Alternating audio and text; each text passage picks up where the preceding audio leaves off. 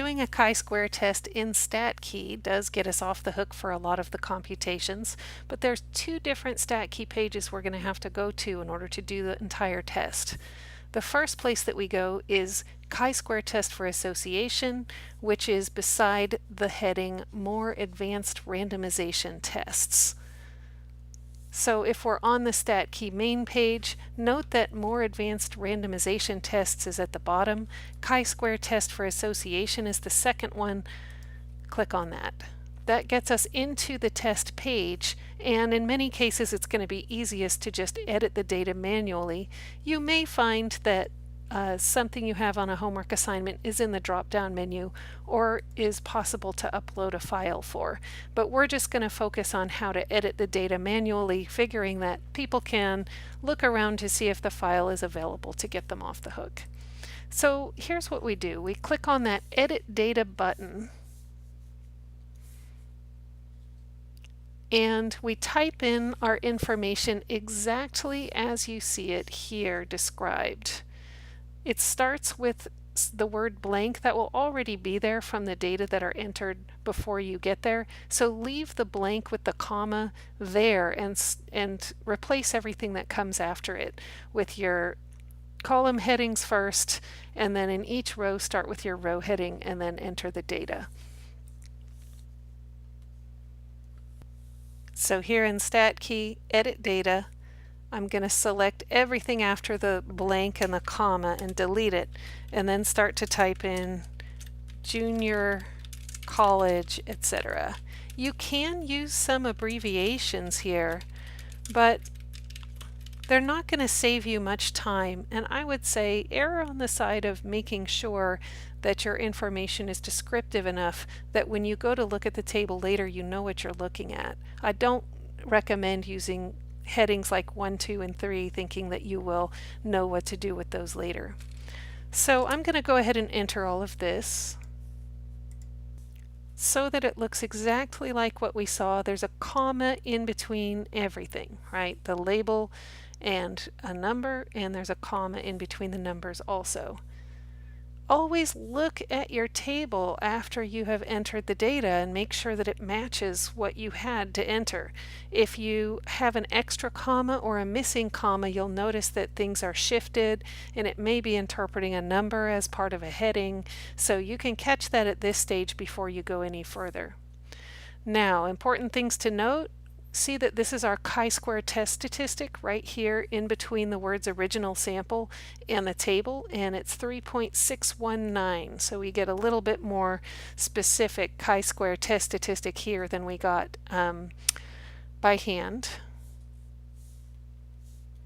So 3.619 is my chi-square test statistic. And I'm going to click on the button that says Show Details so that I can see how to get the expected counts and contributions to chi-square for each cell in this table so that I can write the part 2 of my conclusion when the time comes. So we're going to find for scientific graduate observed count, expected count, and contribution to chi-square. Show Details brings up this table. Notice at the bottom there's a legend. The order of those in the legend is the same as the order of the numbers in each cell. So it starts with the observed count, then goes to the expected count, then to the contribution to chi-square. It is also color-coded, but it's best to just rely on the order because that will still apply even if we were looking at a printed copy that maybe didn't have the color coding. So we wanted graduate scientific. Yep, graduate scientific. So we're going to write down those three numbers, 27, 32.9, and 1.072.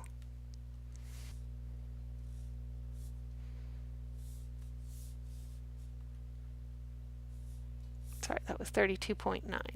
Okay. So also looking at that show details, we're going to determine whether conditions are met for using a chi-square distribution. Remember we said that all expected counts must be at least 5. Also remember we emphasized that this is the expected counts, not the observed counts. So you can't quite determine this just looking at the table of data. We really do have to get a little bit into the process of analyzing. These expected counts are in the middle, and looking at all of these we can see that all of them are greater than 5. So the conditions are met. Alright, now to find our p-value, we are not going to create a randomization distribution on this page.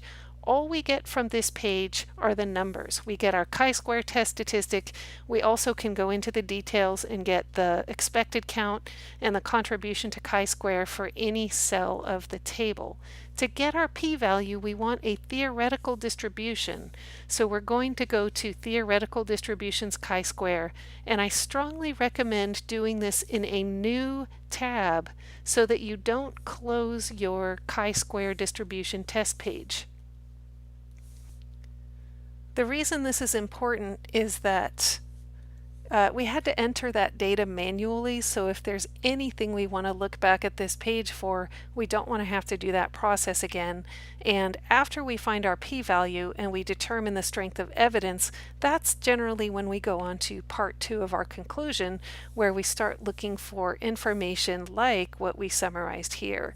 Maybe find the cell that makes the largest contribution to chi-square, figure out what its observed and expected count are. So we expect to go back into that show details table after we figure out what our p-value is. So the easiest way to do this is to come up to the Statkey menu, but instead of just clicking on it, right-clicking and choosing Open Link in New Tab. Then go to the other tab, and under Theoretical Distributions here toward the bottom, this time we're going to click on chi-square. It asks us for degrees of freedom. We recall that we decided it was 2 degrees of freedom for this test, and also we know that our chi-square test statistic is 3.619, right? Yes, 3.619. So we need to bring that information over from our test page. Remember that we always do a right tail for a chi-square test, and then we will, just like we've done with other distributions, overwrite that boundary value with our test statistic. So it looks like our actual p-value here is 0.164, which is just a little bit higher than what we estimated by hand. So in retrospect, if we were to write our conclusion again, we might say no evidence, since I already thought 0.15 was kind of teetering on the edge of no evidence or weak evidence. And if we were to write a conclusion in which we say we have no evidence, we would leave out part 2. If I'm writing a conclusion that says we have no evidence, we don't write part 2 of the conclusion. It doesn't really make sense to see where the biggest differences are in something that we don't have reason to believe that those differences are due to anything other than random chance. So very important to remember when working on homework for this section, always get your p-value from the chi-square theoretical distribution. Even though we do go to the chi-square test for association page to find our chi-square test statistic and some other things, we don't start clicking on generate 1,000 samples and get a randomization dot plot in order to find the p-value.